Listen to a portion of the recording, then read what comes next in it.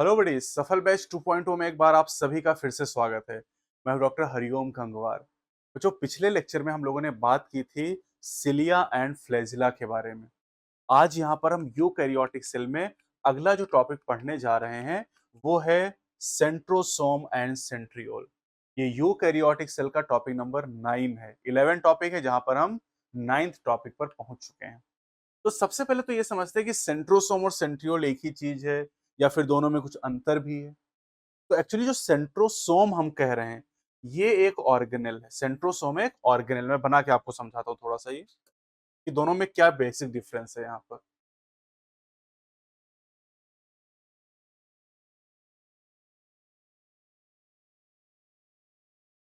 ये आपके बोर्ड पे मैंने एक स्ट्रक्चर बनाया हुआ है। अगर मैं आपसे पूछूं कि ये मैंने क्या बनाया है, ये सेंट्रोसोम है या सेंट्रियोल है, क्या कहोगे आप इसको? तो ये दोनों बने हैं। एक्चुअली जो स्ट्रक्चर बना है इसको हम लोग कहते हैं सेंट्रोसोम। एक सेंट्रोसोम है ये, और इस एक सेंट्रोसोम के पास दो सेंट्रियोल हैं। तो सेंट्रोसोम के पास दो सेंट्रियोल होते हैं, सेंट्रियोल्स।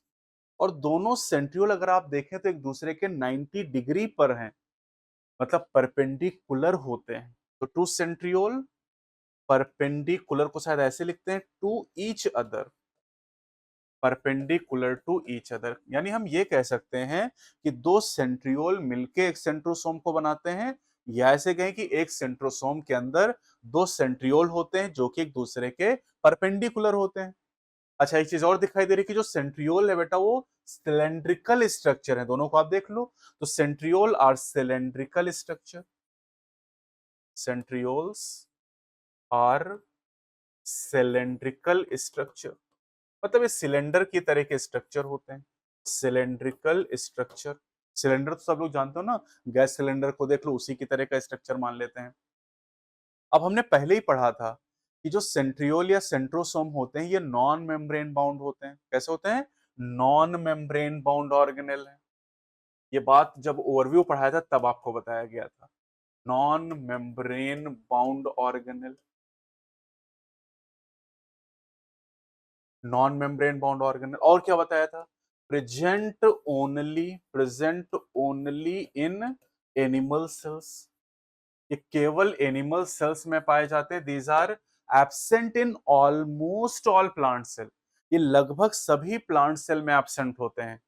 तो एनिमल सेल में पाए जाते हैं, प्लांट सेल में ज्यादातर नहीं पाए। तो कुछ प्लांट एक्सेप्शन हो सकते हैं, लेकिन एक्सेप्शन आपके सिलेबस में नहीं है। क्लियर है बात? अब यहां पर जो दो सेंट्रियोल है बेटा, दोनों सेंट्रियोल अगर मैं फिर से एक बार बनाऊं, ये एक सेंट्रियोल बना, ये दूसरा सेंट्रियोल बना है। अब इनके पास कोई मेम्ब्रेन नहीं है। ये जो मैं बना रहा हूं इसको मेम्ब्रेन मत समझना।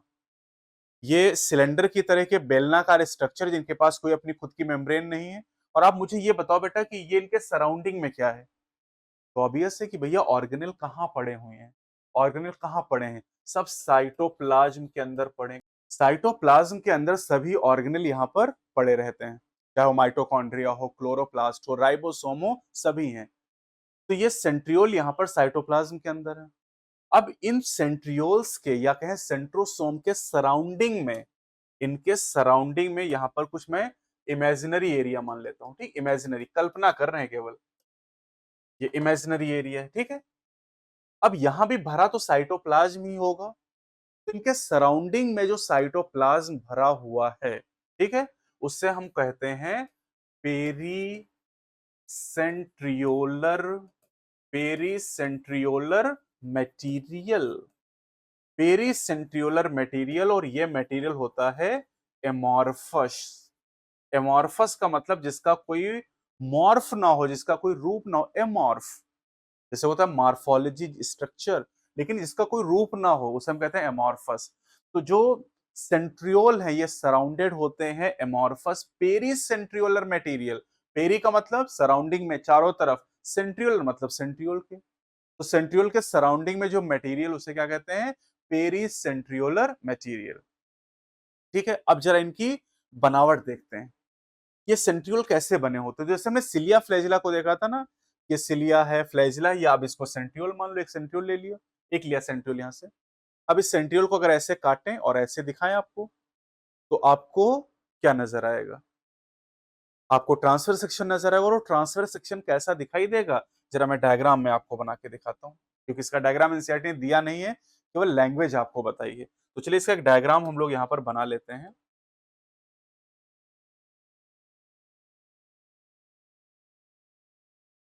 अब एक चीज पहली तो ध्यान रखनी बेटा कि जब हमने सिलिया और फ्लैजिला का डायग्राम बनाया तो कहा था ये सेल मेम्ब्रेन है, लेकिन यहाँ कोई मेम्ब्रेन तो है नहीं, है ना, तो ये इमेजिनरी एरिया है केवल।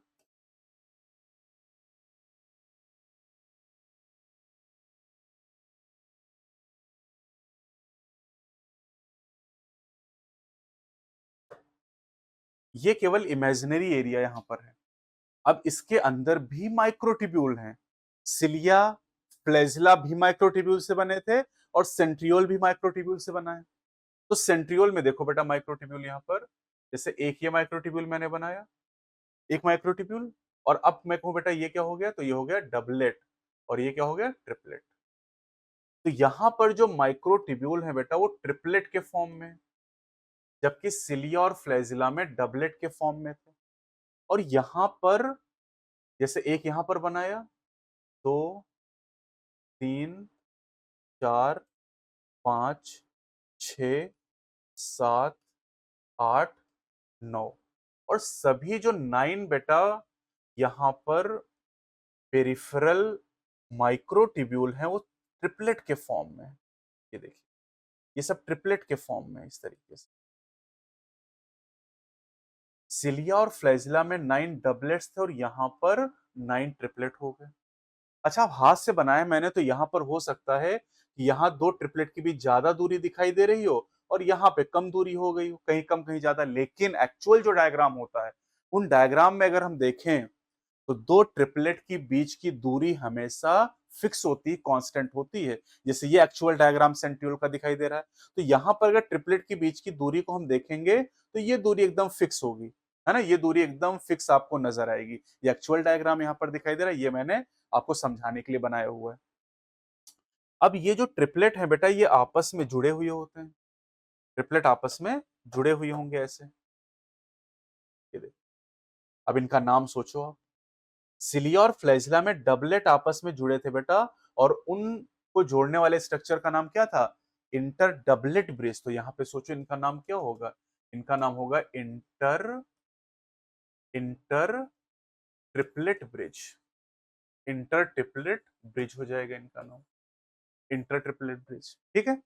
अच्छा, सेंटर की बात करें तो सिलिया और फ्लैजिला के सेंटर में दो सिंगलेट पाए जाते थे, दो माइक्रोट्यूब्यूल थे, लेकिन यहां पर माइक्रोट्यूब्यूल नहीं है।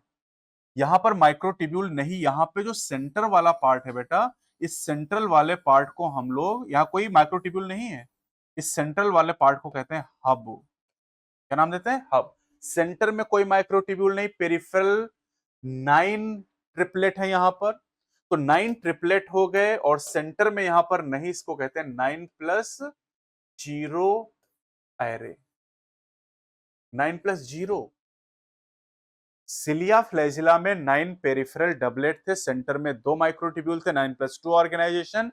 यहां पर पेरिफेरल है 9 ट्रिपलेट, सेंटर में नहीं है माइक्रोट्यूब्यूल, तो नहीं है तो उसको जीरो कहा गया, और ये डेटा निकल के आएगा 27 माइक्रोट्यूब्यूल। कितने माइक्रोट्यूब्यूल, 27, क्योंकि यहाँ 9 ट्रिपलेट हैं, और ट्रिपलेट अगर आप देखोगे तो गिनोगे तो 27 माइक्रोट्यूब्यूल आएंगे। तो 9+0 27, और 9+2 20।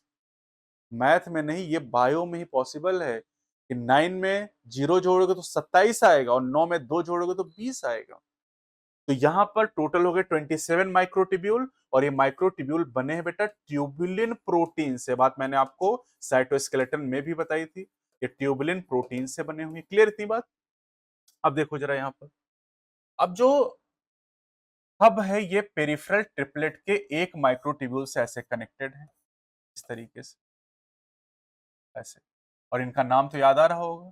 ये जो स्ट्रक्चर मैंने आपको दिखाए हैं बेटा, इन स्ट्रक्चर को हम लोग क्या कह रहे थे, these are called radial spoke. क्या कहते हैं, रेडियल स्पोक। यहां भी 9 रेडियल स्पोक है, वहां भी 9 रेडियल स्पोक आपको दिखाई दे रहे थे। तो ये रेडियल स्पोक है और यहां पर सेंटर में कोई माइक्रोट्यूब्यूल नहीं, इस बात को आप अच्छे से ध्यान रखेंगे। सेंटर का नाम हब यहां पर है और जो हब है ये प्रोटीन का ही बना हुआ होता है और रेडियल स्पोक की मदद से पेरिफेरल ट्रिपलेट से कनेक्टेड होता है और रेडियल स्पोक भी प्रोटीन से बने। ध्यान दीजिए, हब भी प्रोटीन का बना है, रेडियल स्पोक भी प्रोटीन के बने हैं, जो पेरिफेरल ट्रिपलेट वो भी प्रोटीन से बने, सब प्रोटीन से ही बना हुआ स्ट्रक्चर यहां पर आपको दिखाई दे रहा है। तो सिलिया और फ्लैजिला में 9+2 ऑर्गेनाइजेशन होगा और ये है 9+0 ऑर्गेनाइजेशन। और ये जो स्ट्रक्चर आपका सेंट्रियोल का दिखाई दे रहा है ट्रांसफर सेक्शन में, एनसीईआरटी कहता है this organisation is cart wheel like, this is cart wheel like organisation. Cart wheel like organisation मतलब ये जो बनावट आपको दिखाई दे रही है, ये जो डायग्राम नजर आ रहा है, दिस इज कार्ट। कार्ट मतलब बैलगाड़ी और व्हील मतलब पहिया। तो बैलगाड़ी का जो पहिया लकड़ी का बना होता है, वैसा ही डायग्राम ये नजर आ रहा है। बैलगाड़ी के पहिए की तरह का स्ट्रक्चर आपको दिखाई दे रहा है और 2 सवाल नीट 2024 में केवल कार्ट व्हील लाइक से पूछे गए। तो centriole cart wheel like organisation provide करता है। अब मैं आपसे सवाल पूछूं कि सिलिया में कितने माइक्रोट्यूब्यूल हैं? 20। फ्लैजिला में कितने हैं? 20। सेंट्रोसोम में कितने हैं? 27। नहीं, सेंट्रोसोम में 54 माइक्रोट्यूब्यूल होंगे, सेंट्रियोल में 27 होंगे। सेंट्रियोल में 27 है ना बेटा, 27 यहां 27 यहां, तो सेंट्रोसोम में तो 54 हो गए ना। तो ये भी ध्यान रखना, सिलिया में 20, फ्लैजिला में 20, सेंट्रियोल में भी, सेंट्रोसोम में 54 माइक्रोट्यूब्यूल पाए जाएंगे। अब जरा इनके काम की बात करते हैं, ये सेंट्रियोल करेगा क्या? क्या सेंट्रियोल की बात करें, सेंट्रोसोम की बात करें, ये करेंगे क्या? तो सेंट्रियोल जो होता है बेटा, ये सेंट्रियोल हमने पिछले ही लेक्चर में पढ़ा था। सेंट्रियोल ने बेसल बॉडी को बनाया। किसको बनाया? बेसल बॉडी को। और जो बेसल बॉडी है इसने सिलिया एंड फ्लैजिला को बनाया। बेसल बॉडी ने सिलिया और फ्लैजिला का फॉर्मेशन कर दिया। दूसरा, ये जो सेंट्रियोल है ना बेटा, इन सेंट्रियोल ने बनाया स्पिंडल फाइबर्स को। किसको बनाया? स्पिंडल फाइबर्स को। और ये जो स्पिंडल फाइबर है, ये आगे चल के जब चैप्टर 10 पढ़ेंगे cell cycle and cell division, तो एनिमल सेल में सेल डिवीजन के समय स्पिंडल फाइबर से स्पिंडल एपरेटस का फॉर्मेशन होगा। क्या बनेगा? Spindle apparatus. तो आगे हम लोग डिटेल में इसके बारे में पढ़ेंगे। कार्ट व्हील लाइक ऑर्गेनाइजेशन आपको यहां पर दिखाई दे रहा है। तो ये पूरी डिटेलिंग हो गई सेंट्रियोल एंड सेंट्रोसोम के बारे में। नॉन मेम्ब्रेन बाउंड ऑर्गेनेल है, बेसल बॉडी को बनाता है, स्पिंडल फाइबर को बनाता है, यानी ये भी आप समझिए कि सिलिया भी माइक्रोट्यूब्यूल से बना है, फ्लैजिला भी माइक्रोट्यूब्यूल से बना है, सेंट्रियोल भी माइक्रोट्यूब्यूल से बना है, सेंट्रोसोम भी माइक्रोट्यूब्यूल से बना है, बेसल बॉडी भी माइक्रोट्यूब्यूल से बनी है, स्पिंडल फाइबर भी माइक्रोट्यूब्यूल से बने। ये सारे स्ट्रक्चर माइक्रोट्यूब्यूल से ही बने हैं और ये सवाल नीट में पूछा जा चुका है। तो चलिए पहले एनसीईआरटी टू द पॉइंट में चलते हैं और एनसीईआरटी की थ्योरी को कवर करते हैं। तो centrosome and centriole heading NCERT ने डाली और कहा है कि सेंट्रोसोम, कहा है centrosome is an organelle usually containing two cylindrical structure called centriole. They are surrounded by amorphous pericentriolar material. Both the centriole and centrosome lie perpendicular to each other, in which each has an organization. दोनों centriole की बनावट कैसी है? Cart wheel like, बैलगाड़ी के पहिए जैसा। They are made up of 9 evenly spaced, मतलब जो ट्रिपलेट हैं वो इवनली स्पेस्ड होंगे, उनके बीच की दूरी बराबर होगी। ठीक, उनके बीच की दूरी बराबर होगी। 9 evenly spaced peripheral fibril of tubulin protein, each of the peripheral fibril is a triplet. जबकि सिलिया फ्लैजिला में पेरिफेरल फाइब्रिल डबलेट थे। The adjacent triplet are also link. कैसे लिंक है? इंटर ट्रिपलेट ब्रिज के द्वारा। सिलिया फ्लैजिला में inter doublet bridge हुआ करता था। The central part of the centriole is also proteinaceous and called the hub, which is connected with tubule of the peripheral triplet by radial spoke made of protein. The centriole form the basal body of cilia or flagella. and spindle fiber that give rise to spindle apparatus during cell division in animal cell, क्योंकि plant cell में generally centriole नहीं है, तो वहां पर इसीलिए बात लिखी कि एनिमल सेल में सेल डिवीजन में हेल्प करने वाले हैं। अब चलते हैं पीवाईक्यू, लेकिन पहले प्रैक्टिस आप खुद करोगे फिर इस वीडियो को कंटिन्यू करोगे। तो चलिए, which of the following has centriole, कह रहे किसके पास सेंट्रियोल होते हैं? तो यहां पर एग्जाम में अगर ध्यान नहीं दोगे तो क्रोमोसोम आप जा सकते हो, जबकि आंसर क्या है? सेंट्रोसोम। और सेंट्रोमियर भी कंफ्यूज करता है क्योंकि सारे इसी चैप्टर में है। तो सेंट्रोसोम के अंदर 2 सेंट्रियोल होते हैं। Centriole and centrosome are present in cells of, किसकी सेल में है भैया? ये दोनों तो प्रोकैरियोट, इनमें होते नहीं, प्लांट में भी जनरली नहीं होते, एनिमल में पाए जाते हैं, तो करेक्ट आंसर 4 हो जाएगा। Which of the following is correct about centriole? Centriole के लिए क्या सही है? It is found in all eukaryote, ना। प्लांट भी यूकैरियोट, उनमें तो नहीं होता है।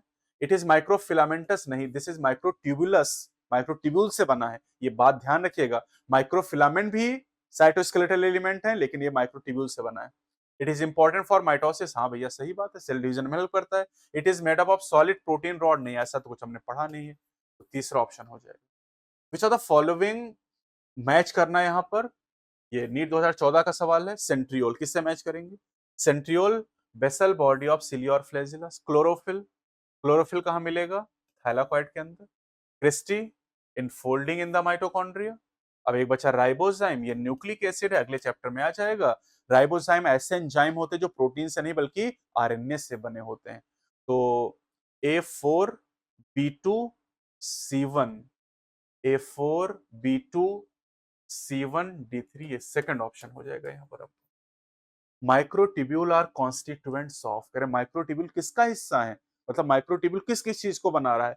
तो माइक्रोट्यूब्यूल का सेंट्रियोल को बना रहा है, स्पिंडल फाइबर बना रहा है, क्रोमैटिन तो नहीं होगा, न्यूक्लियोसोम यहाँ नहीं होगा, पेरोक्सिसोम नहीं होगा। स्पिंडल फाइबर, सेंट्रियोल, सिलिया कह दे, फ्लैजिला कह दे, इन सबको बनाएगा ये। तो करेक्ट ऑप्शन आपका क्या हो जाएगा? 4। ये नीट 20 का सवाल था, मैचिंग करना था। तो स्मूथ एंडोप्लाज्मिक रेटिकुलम क्या करता है? Lipid synthesis. Rough endoplasmic reticulum protein synthesis. Golgi body glycosylation, centriole spindle formation. तो A2B1C3, A2B1C3D4, करेक्ट ऑप्शन आपका 2 हो जाएगा। आंसर की हो गई। अब आते हैं YPQ पे, और YPQ में पहला क्वेश्चन है, the central part of the proximal region of centriole is proteinaceous and called the central part is called hub. The basal body of cilia और flagella are formed of, basal body को कौन बनाता है? Centriole. Each of the peripheral fibril of centriole is, centriole में peripheral fibril कैसे होते हैं? Triplet. यही सवाल अगर सिलिया फ्लैजिला का हो तो डबलेट कहेंगे वहां। Hub is connected with tubule of the peripheral triplet by, कैसे जुड़े होंगे? Hub is connected with tubule of the peripheral triplet by, इन ये कैसे जुड़े होंगे? रेडियल स्पोक के द्वारा। ऑप्शन 4 करेक्ट होगा। Read the following statement carefully. Spindle fibre give rise to spindle apparatus during cell division in animal cell, सही बात है। Centriole are made up of 9 evenly spaced peripheral fibre of tubulin protein, ये भी सही बात है। Radial spoke are made up of protein, ये भी सही बात है। The adjacent triplet are link, ये भी सही बात है। तो क्या सारे ही करेक्ट हैं? यस, तो ऑप्शन फर्स्ट हो जाएगा यहाँ पर। ये आपका हो गया आंसर की। तो आज की वीडियो में हमने पढ़ा सेंट्रियोल और सेंट्रोसोम के बारे में। अब इस चैप्टर में हमारे पास 2 टॉपिक बचे हुए हैं, न्यूक्लियस एंड माइक्रोबॉडी। तो अगले वीडियो में हम लोग न्यूक्लियस के बारे में डिटेल में बात करेंगे। तब तक के लिए आप पढ़ते रहिए, रिवीजन करते रहिए, हंसते मुस्कुराते रहिए, मजे करते रहिए। अगली वीडियो में मिलते हैं। जय हिंद, जय भारत।